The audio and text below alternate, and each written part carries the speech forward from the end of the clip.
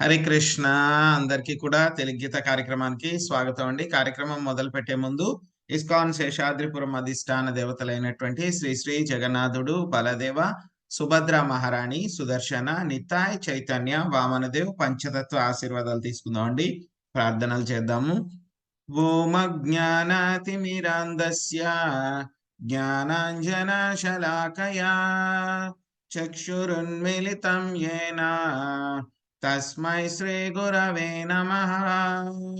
నమో ఓం విష్ణుపాదాయ కృష్ణప్రష్టాయ భూతలే శ్రీమతే భక్తి వేదాంత స్వామినితి నామినే. నమస్తే సరస్వతీ దేవి గౌరవాణి ప్రచారిణి నిర్విశేష శూన్యవాది పాశ్చాత్య దేశతారిణే. జయ శ్రీ కృష్ణ చైతన్య ప్రభు నిత్యానంద శ్రీ అద్వైత గదాధర శ్రీవాసాది గౌర భక్త వృంద. హరే కృష్ణ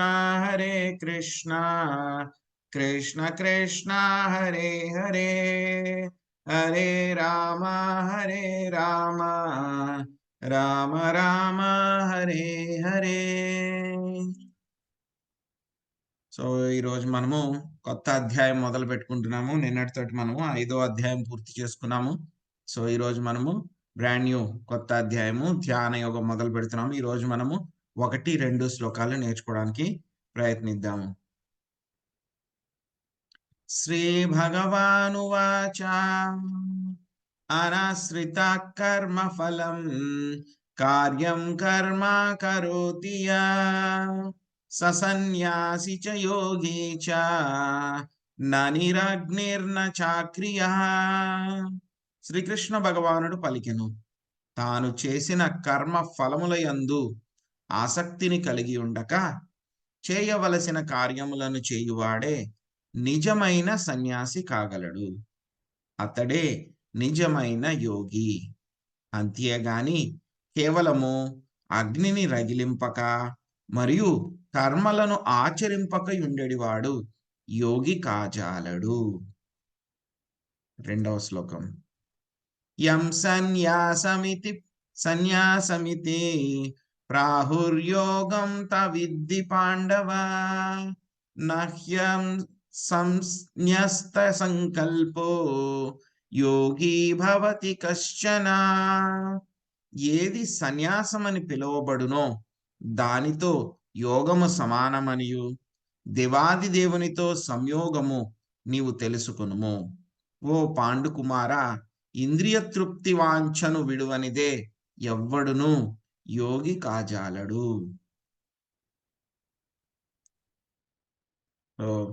చాలా వండర్ఫుల్ శ్లోకాస్ అన్నమాట. స్వామి ప్రారంభిస్తున్నారు మనకి 6వ అధ్యాయము ప్రారంభిస్తున్నారన్నమాట. సో 5వ అధ్యాయంలో మనం అంతా కూడా చక్కగా నేర్చుకున్నాం ఏ విధంగా మనము ఈ యొక్క కృష్ణ భక్తిలో మన కర్మలన్నీ కూడా ఏ విధంగా చేయాలి. అల్టిమేట్ గా స్వామి మనకి చెప్పారు విశ్వశాంతి సూత్రం ఏమిటి అనేటువంటిది మనకు చెప్పారనమాట. సో ఆయనే మనందరికీ కూడా శ్రేయోభిలాషి, అందరికీ కూడా దేవాది దేవుడు, అందరికీ కూడా యజమాని, అన్నీ కూడా అతని నియంత్రణలోనే ఉన్నాయి. అటువంటి వ్యక్తి, గొప్ప వ్యక్తి నా యొక్క శ్రేయోభిలాషి అని తెలుసుకున్నవాడు పరమ శాంతిని పొందుతాడు అనేటువంటి విషయాన్ని మనం నిన్న తెలుసుకున్నాం అన్నమాట. సో ఈ రోజు మనకి మళ్ళీ కొత్త అధ్యాయం మొదలు పెడుతున్నారు. ఈ యొక్క అధ్యాయం పేరు మనకి ధ్యాన యోగం అన్నమాట. ఈ యొక్క అధ్యాయం పేరు ధ్యాన యోగము. సో ఈ అధ్యాయంలో మనము చాలా డీటెయిల్డ్ గా ఏ విధంగా అష్టాంగ యోగం చేస్తారు అనేటువంటి విషయాల గురించి మనము నేర్చుకుంటాం అన్నమాట. సో ఈ యొక్క అష్టాంగ యోగాన్ని గురించి మనకి ఆల్రెడీ 5వ అధ్యాయంలో కూడా స్వామి 27, 28 శ్లోకాల్లో చెప్పారు. సో దాని గురించి చెప్పారు. మళ్ళీ ఈ అధ్యాయంలో చాలా వివరంగా దాని గురించి చెప్తారనమాట. సో ఈ యొక్క అధ్యాయం స్టార్టింగ్ లో మిగతా అధ్యాయాల్లాగా కొన్ని అధ్యాయాల్లాగా ప్రశ్న ఏం అడగలేదు అర్జునుడు. డైరెక్ట్ గా స్వామి ఆ! అర్జునుడికి చెప్పడం మొదలుపెట్టారనమాట. చాలా డీటెయిల్‌గా చెప్తారనమాట. సో, ఈ యొక్క అష్టాంగ యోగము చాలామంది మేము మెడిటేషన్‌కెళ్ళిపోతాము, ధ్యానం జేసేస్తాము, మేము యోగా చేసేస్తాము, బ్రీతింగ్ ఎక్సర్‌సైజులు జేసేస్తాము, లేకపోతే ఫిజికల్ ఎక్సర్‌సైజులు జేసేస్తాము అని చెప్తారు. ఆళ్ళందరూ గూడా మొదలుపెట్టేస్తారు. చాలా ఎంథూసియాస్టిక్‌గా కొంతమంది వెళ్తారు, కొంతమంది ఆగిపోతారు, కొంతమంది కంటిన్యూ జేస్తారనమాట. సో, వాళ్ళందరూ కూడా మేము అష్టాంగ యోగులము అని చెప్పుకుంటారు వాళ్ళు. రకరకాల ఎక్సర్‌సైజులన్నీ కూడా అందరికీ చేసి చూపిస్తూ ఉంటారు. ఓకే. గుడ్.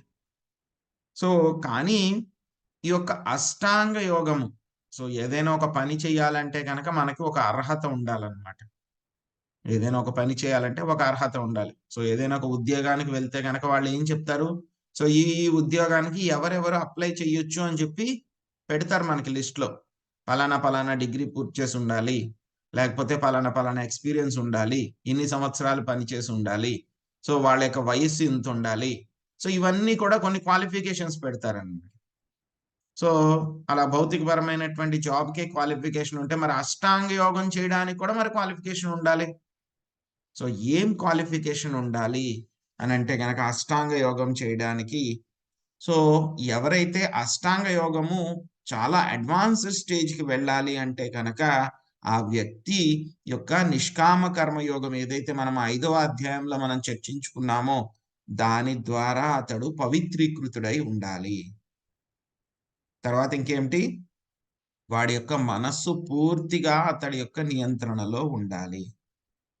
ఇంకా ఏమిటి అష్టాంగ యోగంలో అడ్వాన్స్ స్టేజ్‌కి వెళ్ళాలి అంటే గనక, పూర్తిగా భౌతిక ప్రపంచంలో ఏమి జరుగుతుంది? ఏముంది? నాది, నీది అనేటువంటి తేడా లేకుండా పూర్తిగా వాడు బంధముక్తుడై ఉండాలన్నమాట.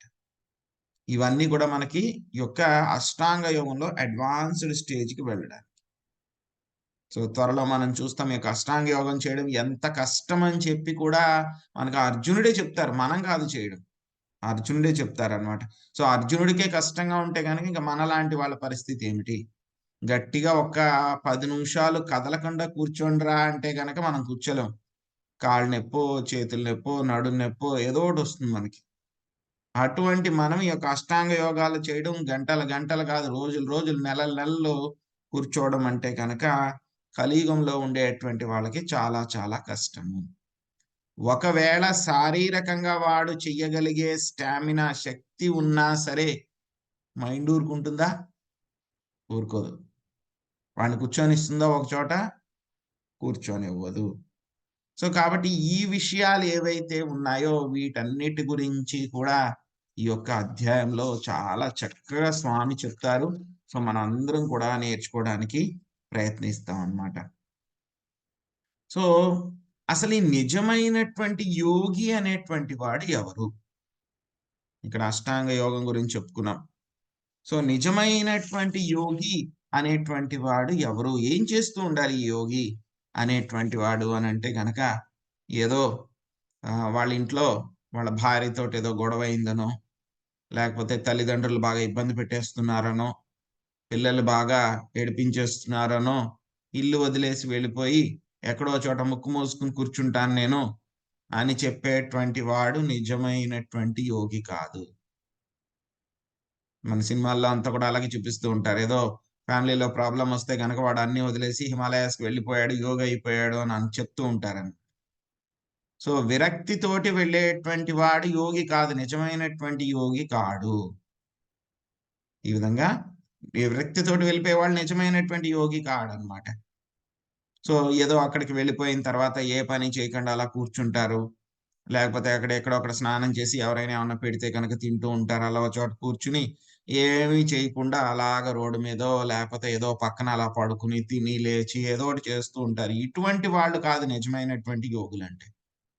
చాలా మందిని మనం చూస్తూ ఉంటాం ఇటువంటి వాళ్ళని ఎక్కడైనా పుణ్యక్షేత్రాలకెళ్ళినా, ఈవెన్ మనం ఇప్పటికి కూడా సిటీస్‌లో గాని, పల్లెటూరులో గాని ఎక్కడో చోట ఇటువంటి వాళ్ళు చాలా మంది ఏదో కాషాయం రంగు డ్రెస్ వేసేసుకుంటారు. వేసుకొని అందరి దగ్గర అది ఇది ఎంతో కొంత తృణమో, పడమో అడిగి వాళ్ళు పెట్టింది తీసుకొని తిని ఓ పక్కన అలా ఉంటూ ఉంటారు. కొంతమందయితే గనుక బీడీలు, సిగరెట్లు కూడా తాగుతూ ఉంటారు వాళ్ళు. మందులు కూడా యేసుకుంటూ ఉంటారనమాట. వీళ్ళు నిజమైనటువంటి యోగిలు కాదు. వీళ్ళు నిజమైనటువంటి యోగి కాదు. మరి నిజమైన యోగి ఎవరు? అంటే కనుక మనం భగవద్గీత చదవాలి. భగవద్గీత చదివితే కనుక మనకి నిజమైనటువంటి యోగి ఎవరు అనేటువంటిది తెలుస్తుంది మనకి. నిజమైనటువంటిది. ఇప్పుడు ఎవరైనా పిల్లలున్నారనుకోండి, ఎవరైనా సరే భగవద్గీత చదువుతాము అని అంటే గనక వెంటనే తల్లిదండ్రులు ఏం చేస్తారు చాలామంది, "నువ్వు చదవద్దు, చదవద్దు, చదవద్దు. భగవద్గీత చదివితే గనక నువ్వు వేస్ట్ అయిపోతావు. యూజ్‌లెస్. ఎందుకు పనికి రాకుండా పోతావు. నువ్వు సన్యాసి అయిపోతావు" అంటారు. భగవద్గీత చదివితే. ఎందుకు భగవద్గీత చదివితే సన్యాసి అయిపోతాడు వాడు? సో, అలాగే చాలామంది వాళ్ళ పిల్లలనందరిని కూడా అదే విధంగా పెంచుతున్నారు వాళ్ళు. వాడికి ఇంట్రెస్ట్ ఉన్నా సరే వీడిని భగవద్గీత చదవకుండా వాళ్ళని పెంచేస్తున్నారు. ఏం చెప్తున్నారు వాడికి? ఎంతసేపు కూడా నీ కోసం నువ్వు చదువుకో. బాగా చదువుకోవాలి. బాగా చదువుకోవాలి. బాగా ఉద్యోగాలు సంపాదించాలి. డబ్బులు సంపాదించాలి. సో, ఎంతసేపు ఆ కర్మ ఫలాల పట్ల వాడిని ఆసక్తుడిని చేస్తున్నారు. వీడికున్నటువంటి రిటైర్మెంట్ డబ్బులు, ప్రావిడెంట్ ఫండ్ డబ్బులు అన్నీ కూడా ఖర్చు పెట్టేసి వాడిని ఎక్కడికో అమెరికాలకో, కెనడాలకో పంపిస్తున్నారు. ఏం చేస్తున్నాడు వాడు వెళ్ళిన తర్వాత కొత్తలో వాడు ఏడాదికొకసారొస్తాడు. తర్వాత మెల్లమెల్లగా ఆ ఫ్రీక్వెన్సీ తగ్గిపోతుంది. 2 ఏళ్లకొకసారి, 3 ఏళ్లకొకసారి, 5 ఏళ్లకొకసారి. ఫోను చేసి రారా అంటే గనక సెలవు లేదంటాడు, డబ్బులు లేదంటాడు, ఏదో బిజీ అంటాడు, ప్రాజెక్ట్ ఉందంటాడు. ఏమైంది?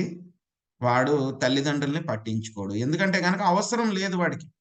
ఎందుకంటే వాడెప్పుడు కూడా కర్మ ఫలితాల పట్ల ఆసక్తితో ఉన్నాడు వాడు. ఈ పని ప్రతీది కూడా వాడెలా చూస్తాడు? ఈ పని చేస్తే నాకేంటి లాభం? లాభమొస్తుందా? వాడు చేస్తాడు. లాభం రాదా?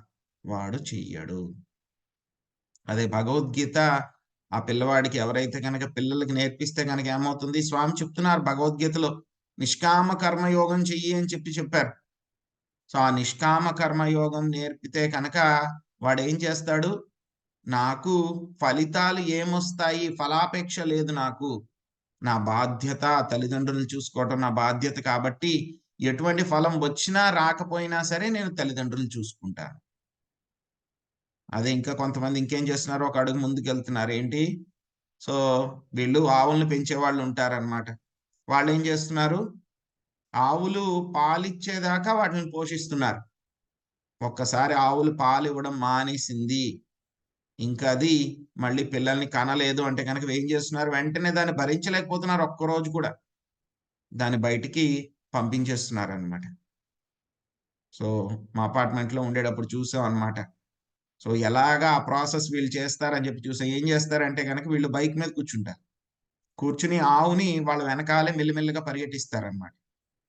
పరిగెట్టించి చాలా దూరం దానికి దారి తెలియనంత దూరం తీసుకెళ్ళి వీళ్ళు బైక్‌లో ఫాస్ట్‌గా వెళ్ళిపోతారు. ఆ తర్వాత దానికి ఇంటికి ఎలా వెళ్ళాలో తెలీదు దానికి.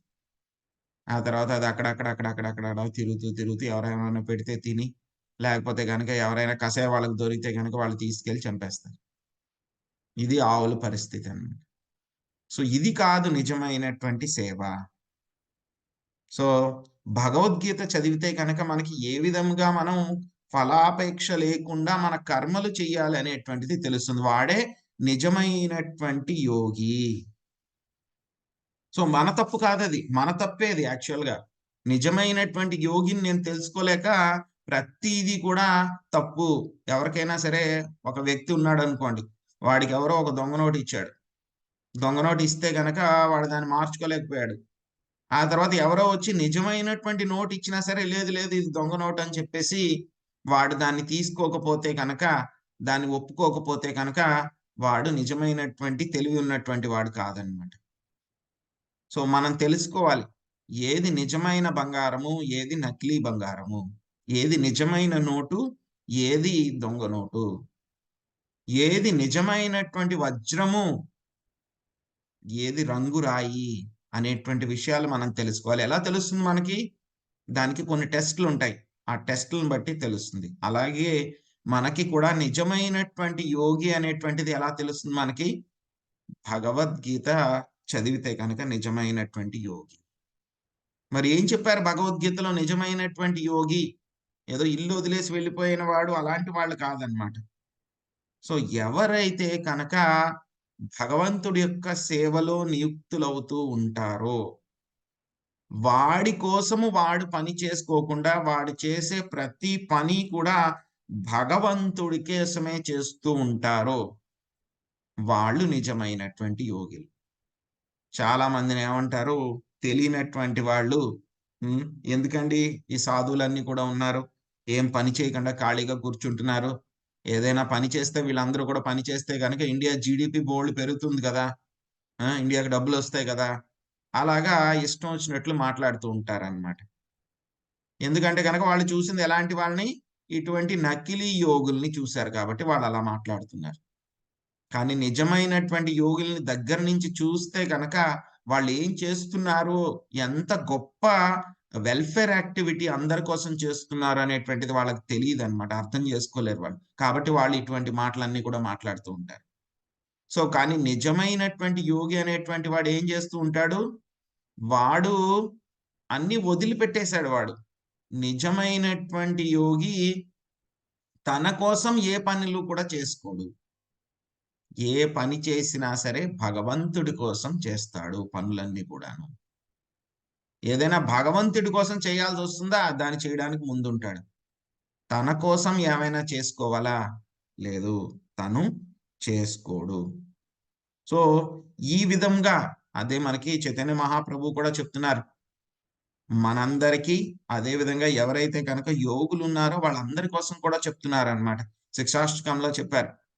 న ధనం న జనం న ధనం న జనం న సుందరీం కాంక్ష అని చెప్పారనమాట. సో, ఏం చెప్పారు?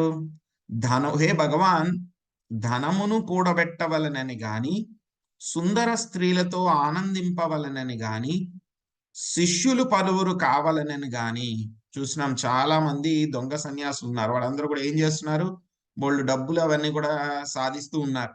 వాటిలన్నిటిని కూడా పోగేస్తూ ఉన్నారు. ఇంకా కొంతమంది తప్పుడు పనులు కూడా చేస్తూ ఉన్నారు స్త్రీలతోటి. కొంతమంది ఏంటి శిష్యుల్ని పోగేసుకుంటున్నారు. బోలెడు మంది శిష్యులు కావాలి నాకు ఇంతమందున్నారు, ఇంతమందున్నారు. కానీ చైతన్య మహాప్రభు ఏం చెప్తున్నారు? సో, వీళ్ళెవరు కూడా నాకు వద్దు. నేను వీళ్ళు కావాలని కోరను. మమ జన్మని జన్మనీశ్వరి భవతాద్భక్తిరహైతుకి త్వయి.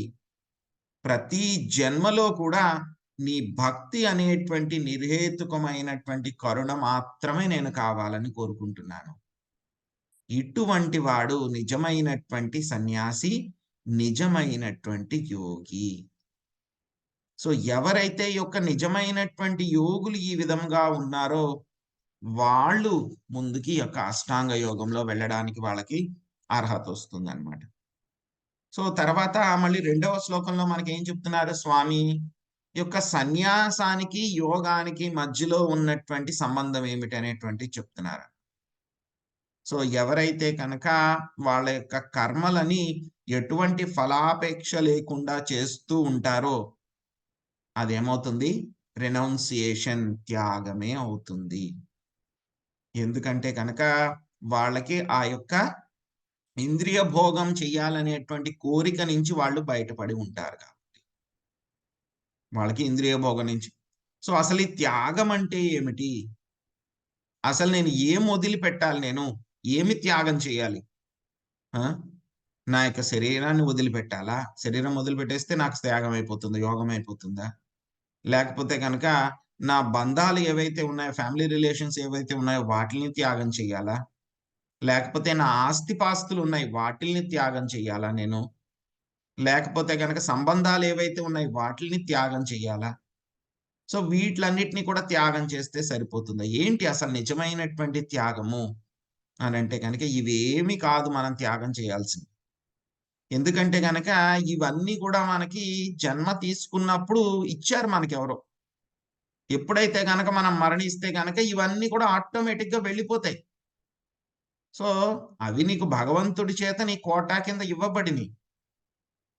వాటిలిని నువ్వేంటి వాటిని త్యాగం చేసేది? నువ్వు మరణిస్తే గనక ఆటోమేటిక్‌గా అవన్నీ కూడా వెళ్ళిపోతాయి నీ దగ్గర నుంచి. నీ దగ్గర ఏదైతే ఉందో దాన్ని త్యాగం చేయాలి నువ్వు. జన్మించడానికి ముందు, జన్మించిన తర్వాత కూడా ఈ భౌతిక ప్రపంచంలో ఉన్నది ఏంటి? దాన్ని త్యాగం చేయాలి నువ్వు. అది నిజమైన త్యాగం. అంతేగాని నీకేదో ఈ శరీరాన్ని బట్టి వచ్చినవి కాదు నువ్వు త్యాగం చేయాల్సింది. త్యాగం అంటే గనక అందరూ అదే అనుకుంటారు. అన్నీ వదిలిపెట్టేయాలి, అన్నీ వదిలిపెట్టేయాలి, మొత్తం అన్నీ వదిలిపెట్టేయాలి. అది కాదు త్యాగం అంటే. సో, నిజమైనటువంటి త్యాగం ఏమిటి చెయ్యాలి మనం అంటే కనుక, ఇంద్రియ తృప్తి ఏదైతే ఉందో మనకి దాన్ని త్యాగం చేయాలి. నా ఇంద్రియాలని నేను అనుభవించాలి అనేటువంటి కోరిక ఏదైతే ఉందో దాన్ని త్యాగం చేయాలి. ఈ యొక్క ఇంద్రియ తృప్తి అనేటువంటిదే ఏం చేస్తుంది? నాకు భగవంతుడికి మధ్యలో ఒక పెద్ద అడ్డుగోడ కింద నిలబడి ఉంది. ఎప్పటినుంచి ఈ అడ్డుగోడ ఉంది? ఎన్నో జన్మల నుంచి ఈ అడ్డుగోడ కింద నిలబడి ఉంది. ఎన్నో జన్మల నుంచి అడ్డుగోడ కింద నిలబడి ఉంది. దీన్ని మనం త్యాగం చెయ్యాలి. అంతేగాని ఏదో భగవంతుడు మనకిచ్చిన విషయాల్ని కాదు మనం త్యాగం చేయాల్సింది. త్యాగం, నిజమైనటువంటి త్యాగం అంటే ఏంటి? ఇంద్రియ తృప్తిని వదిలిపెట్టి భగవంతుడు మనకి ఏవైతే కనుక వస్తువులు అంటే వస్తువులు గాని, మన యొక్క టాలెంట్స్, మనకున్నటువంటి శక్తులు గాని, మనకున్న టాలెంట్ గాని, మనకున్న ఇంద్రియాలు గాని, శరీరం గాని ఏదైతే ఉందో మొత్తం అన్నింటినీ కూడా భగవంతుడి సేవలో ఉంచడము. అది నిజమైనటువంటి త్యాగము. అది నిజమైనటువంటి త్యాగం. త్యాగం అంటే గనుక ఏదో ఇల్లు వదిలిపెట్టేయడమో, ధనం వదిలిపెట్టేయడం ఇది కాదు త్యాగం. మన యొక్క ఇంద్రియ భోగాన్ని, ఇంద్రియ తృప్తిని మనము వదిలిపెట్టాలన్నమాట. ఏదో ఫ్రస్ట్రేషన్ వచ్చిందనో, ఆఫీస్‌లో ఏదో గొడవయిందనో, ఫ్యామిలీలో ఏదో గొడవయిందనో, ఎవరో ఏదో అన్నారనో అని చెప్పేసి ఏదో శరీరాన్ని వదిలిపెట్టడం, ఇల్లు వదిలిపెట్టడం, పారిపోవడం ఇవి కాదు త్యాగాలనేవి. నిజమైనటువంటి త్యాగం ఏమిటి? కృష్ణుడి సేవలో నా ఇంద్రియ భోగాన్ని వదిలిపెట్టి, కృష్ణుడి ఇంద్రియాలని సంతోషపరచాలి అని చెప్పి నిరంతరము కూడా ప్రయత్నిస్తూ ఉండడమే నిజమైనటువంటి త్యాగము. అర్జునుడు కూడా అదే పని చేశాడు. మనం చూసాం. భగవద్గీత మొదటి అధ్యాయంలో అర్జునుడు ఏం చెప్పారు? నేనన్నీ త్యాగం చేసేస్తాను. నేను సన్యాసం తీసుకుంటాను. అన్నీ వదిలిపెట్టేస్తాను. ఏ పని చెయ్యను అని చెప్పి అర్జునుడు చెప్పారు. మొత్తం భగవద్గీత అంతా కూడా విన్న తర్వాత ఏం చేశారు? స్వామి కూడా అప్పటికి కూడా బలవంతం పెట్టలేదు. అర్జున అన్నీ కూడా చక్కగా ఆలోచించి నీకు ఏది మంచిదనిపిస్తే అది చెయ్యమన్నారు. అప్పుడు అర్జునుడు ఏం చెప్పారు? కరిష్యే వచనం తవ. మీరేమి చెప్పారో అది నేను చేస్తాను అని చెప్పి అర్జునుడు ఒప్పుకుని చేశారు. మామూలుగా ఆయన ఏం చేశారు అర్జునుడు? తన యొక్క కర్మ చేశారు. క్షత్రియుడి యొక్క కర్మ చేశారు. బట్ అంతటి కంటే కూడా నిష్కామ కర్మయోగం అంతకంటే కూడా హైయెస్ట్ ఏమిటి? సో, అర్జునుడికి యాక్చువల్‌గా చాలా ఇష్టం అన్నమాట. ఎవరు? భీష్ముడు, అదే విధంగా ద్రోణాచార్యుడు అంటే చాలా చాలా ఇష్టం. అలాంటి వాళ్ళని ఏదైనా ఒక చిన్న మాట అనడానికి కూడా ఇష్టపడరు. ఇప్పట్లా కాదు. పెద్దలనందరిని కూడా దూషించేటువంటి సంస్కారం ఉన్నటువంటి వాళ్ళలా కాదనమాట. చిన్న మాట కూడా అనేటువంటి వాళ్ళు కాదనమాట. అటువంటిది కృష్ణుడు చెప్పారు అని చెప్పేసి ఏం చేశారు? కృష్ణుడి సేవ కోసము ఆయన వాళ్ళిద్దరిని కూడా క్షత్రియుడి ధర్మం కింద వాళ్ళిద్దరిని కూడా చంపడానికి వెనకాడలేదు. చంపారని. సో, కృష్ణుడి యొక్క ఇంద్రియాలను సంతృప్తి పరచడానికి, కృష్ణుడి కోసము ఆయన ఈ పనులన్నీ కూడా చేశారు. ఇది నిజమైనటువంటి త్యాగము. ఇది నిజమైనటువంటి త్యాగము. సో, ఎలా అంటే కనుక మనమందరం కూడా జీవులందరూ కూడా ఆత్మలన్నీ కూడా ఒక ఫ్యామిలీలోనో, ఒక సొసైటీలోనో, ఒక దేశంలోనో అందరూ కూడా ఒక చోట తీసుకొచ్చి కూర్చోబెట్టబడ్డారనమాట. మన యొక్క కర్మానుసారము. ఎప్పుడైతే గనక ఆ కర్మ ఎంతైతే గనక మనం ఆ కర్మ అంతా తీసుకోవాలో అది అయిపోయిన తర్వాత మళ్ళీ మనం దూరం అయిపోతాం. ఎలా అయితే కనుక నదిలో ప్రవహిస్తూ ఉన్నప్పుడు 2 కట్టెలు వస్తూ ఉంటాయి దగ్గరికి. కొంత దూరం ప్రవహించిన తర్వాత మళ్ళీ ఏమవుతాయి? వాటి రూట్ సెపరేట్ అయిపోతుంది. మళ్ళీ వెళ్ళిపోతాయి. ఎటెళ్ళిపోతాయో తెలీదు. మళ్ళీ కలుసుకోవు ఇంకెప్పుడు. సో, అలాగే అందరూ కూడా ఏం చేస్తున్నాము? మన యొక్క కర్మలను బట్టి ఒక చోటకి మనం వస్తున్నాము. మళ్ళీ మన కర్మ టైం అయిపోతే గనక మళ్ళీ మనం వెళ్ళిపోతాం. సో, అలాగే ఈ జీవులందరూ కూడాను ఒక చోటకి తీసుకొని రాబడ్డారు. ఎందుకు? ఒక రకంగా వాళ్ళందరూ కూడా ఎంజాయ్ చేయడానికి, కష్టాలు అనుభవించడానికి. కానీ ఆ ఆత్మ యొక్క నిజమైనటువంటి స్థితి ఏమిటి? అంటే గనక మామయవాంశో జీవలోకే జీవభూత సనాతన మనస్సష్టానింద్రియాణి ప్రకృతిస్థాని కర్షతి. సో, మనం అందరూ కూడాను కృష్ణుడితోటి కనెక్ట్ అయి ఉన్నాం అన్నమాట. ఎలా అంటే గనక ఫ్యాన్‌కి రెక్కలుంటాయి. ఆ రెక్కలు ఎలా కలిసుంటాయి? ఆ మధ్యలో ఉండేటువంటి మోటార్ ఏదైతే ఉందో దానితో కలిసుంటాయని. అలాగా మనం అందరూ కూడాను కృష్ణుడితోటి సంబంధాన్ని కలిగి ఉన్నాం. ఎప్పుడైతే గనక ఆ సంబంధాన్ని ఎప్పుడైతే రెక్కలు మనందరం ఊడిపోయిన రెక్కల్లాంటి వాళ్ళం అన్నమాట మనందరం కూడా. ఎప్పుడైతే గనక మనం మళ్ళీ శ్రీకృష్ణుడితోటి నిజమైన సంబంధాన్ని ఆ రెక్కలేవైతే ఊడిపోయినాయో వాటిలన్నిటిని కూడా మళ్ళీ మనం మెయిన్ హబ్‌తో కనెక్ట్ చేసుకుంటే గనక, మనము కూడా స్వామితోటి నిజమైనటువంటి కలయిక జరుగుతుంది. సంబంధం పెట్టుకుంటాం.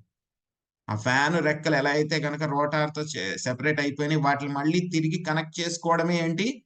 యోగా. అదే మనకి నిజమైనటువంటి యోగము. సో, అప్పుడు మనం ఏం చేస్తాము?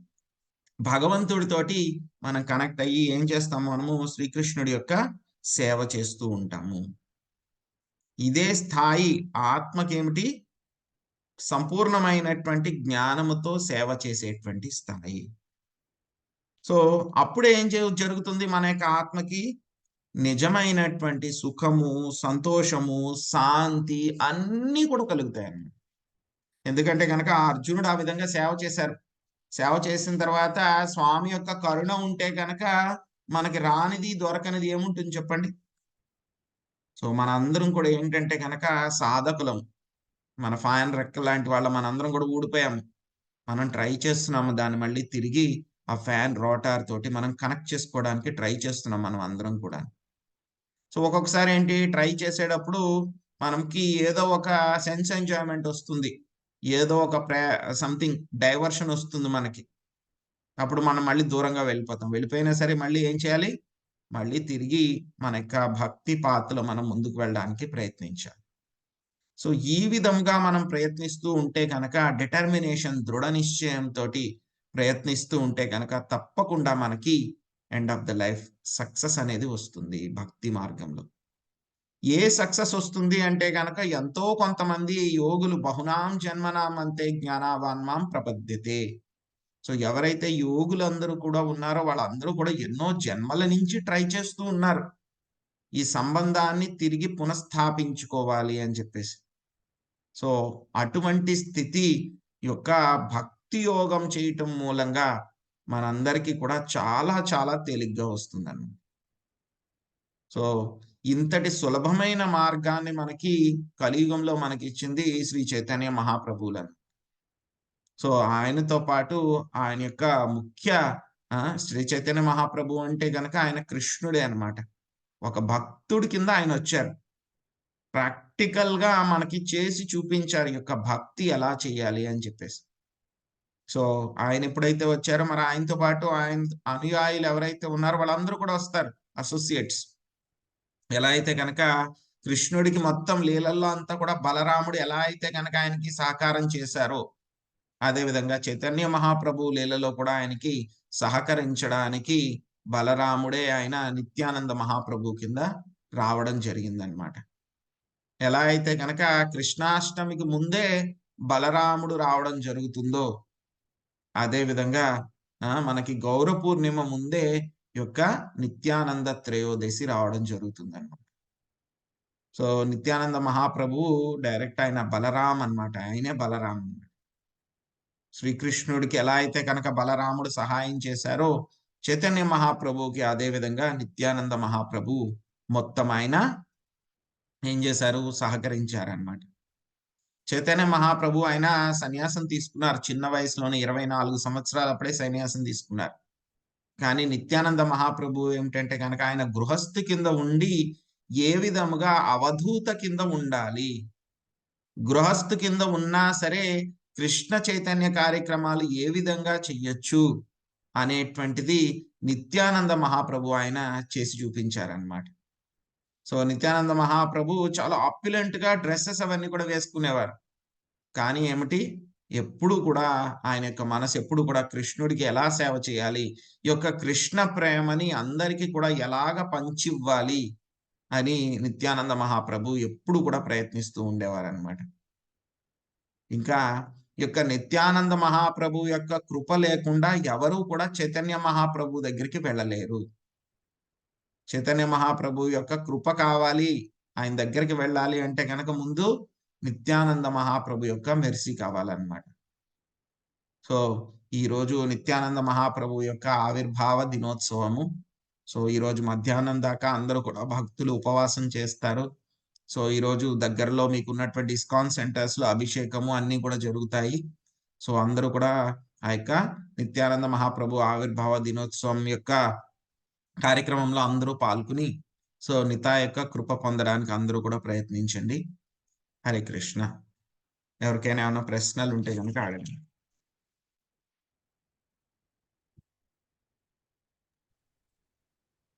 హరే కృష్ణ ప్రభుజీ, దండవత్ ప్రణామ్. హరే కృష్ణ, దండవత్ ప్రణామ్. ఈ రోజు అన్ని వాస్తవాలే చెప్పినారు గురూజీ. ముందు ఈ ఇంద్రియని నిరోధించడానికి ప్రతి ఒక్కరు ప్రయత్నం చేస్తే గాని కృష్ణుడు లభించాడు. ఆ విషయం బాగా అర్థమైంది స్వామి ప్రభుజీ. హరే కృష్ణ. హరే కృష్ణ. హరే కృష్ణ. సో అదే విషయాన్ని స్వామి డైరెక్ట్ గా చెప్పారు, స్టేట్మెంట్ ఇచ్చేసారు. ఇంద్రియ తృప్తి, ఇంద్రియ భోగాన్ని, ఇంద్రియాలని నియంత్రించుకోకుండా 2వ శ్లోకంలో చెప్పారు కదండి మనకి. సో ఈ యొక్క ఇంద్రియ ప్రీతిని త్యాగము చేయనిదే ఎవ్వరు యోగి కాజాలడు. చాలా క్లియర్ గా చెప్పారనమాట. మనం వదలాల్సింది ఇంద్రియ ప్రీతిని త్యాగం చేయాలి, అంతేగాని మిగతావి కాదు వదలాల్సింది. మిగతా ఉన్నా లేకపోయినా సరే మనం దీన్ని వదిలిపెట్టాలి. వాడు నిజమైనటువంటి యోగి అవుతాడు. హరే కృష్ణ ప్రభుజీ. దండవత్ ప్రణామ్ ప్రభుజీ. హరే కృష్ణ. హరే కృష్ణ ప్రభుజీ. అష్టాంగ యోగం అంటే ఎంత కష్టము చేసేది అనేది అది మామూలు విషయం కాదు అనేది చాలా బాగా చెప్పారు ప్రభుజీ మీరు. అసలు యోగి అంటే, యోగం అంటే ఏంటి, యోగి అంటే ఏంటి, ఎలా ఉండాలి, సన్యాసి యోగి అంటే ఏంటి, నిత్యానంద ప్రభు గృహస్థుగా ఉండి ఎలా అన్ని కూడా బ్యాలెన్స్ చేసుకుని ఎలా నిర్వహించారు, ఎలా ముందుకు మనల్ని నడిపించారు అనేది కూడా చాలా బాగా అర్థమైంది ప్రభుజీ. ఇది ఎప్పటికీ కూడా ఫాలో అయితేనే భక్తిలో మనం పడిపోకుండా, మలాంటి వాళ్ళు పడిపోకుండా ఉంటారని అనిపిస్తుంది ప్రభుజీ. ఎప్పుడు కూడా మర్చిపోకుండా ఉండాలి ప్రభుజీ. హరే కృష్ణ ప్రభుజీ. హరే కృష్ణ. హరే కృష్ణ. హరే కృష్ణ. సరి అయిన యోగి హరే కృష్ణ ప్రభుజీ. దండవత్ ప్రణామం. చేయాలి, త్యాగం చేస్తే యోగి అవుతారు అనే విషయాన్ని క్లియర్ గా ఉపమానాలతో చక్కగా వివరించారు ప్రభు. దండవత్ ప్రణామం. హరే కృష్ణ. దండవత్ ప్రణామం. హరే కృష్ణ.